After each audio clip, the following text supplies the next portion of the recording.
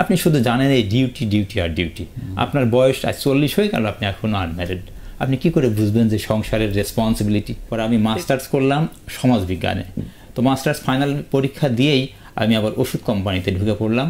আমি কিন্তু ওখানে পরীক্ষা দিলাম কিন্তু আর্টস, স্নাতকোত্তর ডিগ্রি আমি আর্টসে করলাম। আবার এখানে এসকেপের মতো কোম্পানিতে মেডিকেল প্রমোশন অফিসার হিসাবে চাকরি পেলাম, যেটা আমার রেজাল্ট আউট হওয়ার আগেই। তো সেখানে আমাকে যথেষ্ট পরিশ্রম করতে হয়েছিল, কারণ সবগুলো বিষয়ই কিন্তু সেখানে সায়েন্সের, আর আমার ব্যাকগ্রাউন্ড হচ্ছে আর্টস। এবং আলহামদুলিল্লাহ আমি সেখানে, আমরা শুরুতে আমরা যুক্ত হলাম 91 জন, আমরা 21 জন অ্যাপয়েন্টমেন্ট পেলাম। একদম আর্মি ট্রেনিংয়ের মতো এই মেডিকেল কোম্পানিগুলোর ট্রেনিং দেওয়া হয়, কিন্তু অ্যাপয়েন্টমেন্ট দেওয়ার আগে আপনাকে আজকে ক্লাস নেওয়া হবে, আগামীকাল সেগুলোর পরীক্ষা নেওয়া হবে, আবার নতুন ক্লাস, আবার পরের দিন পরীক্ষা, এভাবে 1 মাসের ট্রেনিং দেওয়া হয়। ওকে। তো সেখানে আমি ঢুকলাম, এসকেপে ঢুকে খুব দক্ষতার সাথে কাজ করে এমন একটা পজিশন তৈরি করলাম। 20,000 টাকার মার্কেট, আমি 5 লক্ষ টাকা। কুষ্টিয়াতে আমার পোস্টিং দিল, কারণ তারা দেখলো যে আমি কুষ্টিয়াতে পড়ালেখা করেছি, ওখানে আমার পরিচিত এলাকা। তো ওখানে পোস্টিং হওয়ার পরে চাকরি করছিলাম ভালোই, এরকমের মার্কেট বিস্তৃত করলাম। তো একদিন বসের সঙ্গে একটু মিসআন্ডারস্ট্যান্ডিং হয়ে আমি চাকরিটা ছেড়ে দিলাম। সেই মিসআন্ডারস্ট্যান্ডিংটা কি, আমার ওই বসের অনেক বয়স হয়েছিল, কিন্তু উনি বিয়ে করেছিলেন না। পরিবারের যে কি জিনিস, যে পরিবার, সেটি উনি বুঝতেন না। উনি সবসময় কাজ নেই।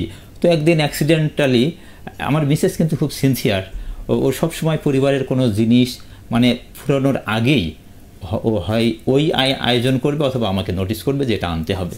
তো আমরা সেভাবেই খুব সুন্দর সাজানো গোছানো সংসার। তো একদিন আনফর্চুনেটলি আমার ছেলের দুধ নিতে হতো আর কি সকালবেলা। তো আমার বস আমাকে জিজ্ঞেস করছে, আমাদের প্রত্যেক দিন সকালে ওই ওয়ার্কের দেওয়া হতো যে আমি কোন কোন ডাক্তারের কাছে যাব, শিডিউল দেওয়া লাগতো। তো সেই শিডিউলে আমি শুরুতে লিখেছি আমিন ফার্মেসি। আমিন ফার্মেসিতে ওষুধ ওই দুধটা নিয়ে বাসায় দিয়ে পরে ডাক্তারের কাছে যাব। উনি বললেন যে না, আপনি আগে ডাক্তারের কাছে যাবেন। তখন আমি একটু, ওই সময় আপনার শিক্ষা তো পাইনি যে ইমিডিয়েটলি রিয়্যাক্ট করাটা কাকে বলে, ব্যাগ ছুড়ে দিয়ে বললাম আমি এই চাকরি কন্টিনিউ করব না।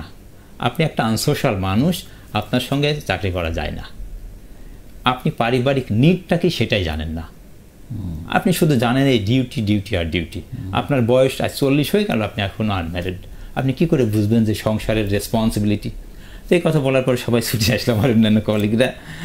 আমি খুব যুক্তিশীল কথা বলি, কিন্তু আমি যেখানে কথা বলি আমি কোনো অযৌক্তিক বা মানে যেটা গ্রহণযোগ্য নয় এমন কিছু বলি না।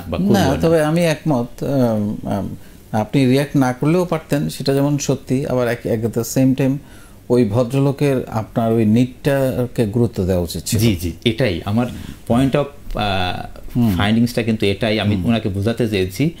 আপনার যদি আজকে একটা বাচ্চা থাকতো, একটা ফ্যামিলি থাকতো, তাহলে আপনি এই বিষয়টা বুঝতেন।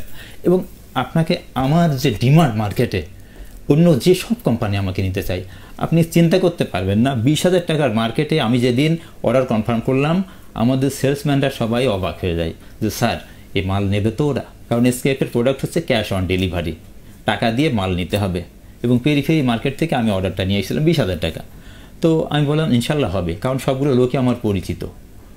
এবং তাদের সঙ্গে আমি ওইভাবে করেছি, মোটিভেট করেছি যে আমি এই প্রোডাক্টের নিড ক্রিয়েট করব মার্কেটে, আপনারা রাখবেন না কেন। এবং এসকে বাংলাদেশের কোম্পানি 2-3টা কোম্পানির মধ্যে একটা, স্কোয়ার, এসকে, বেক্সিমকো, সরি।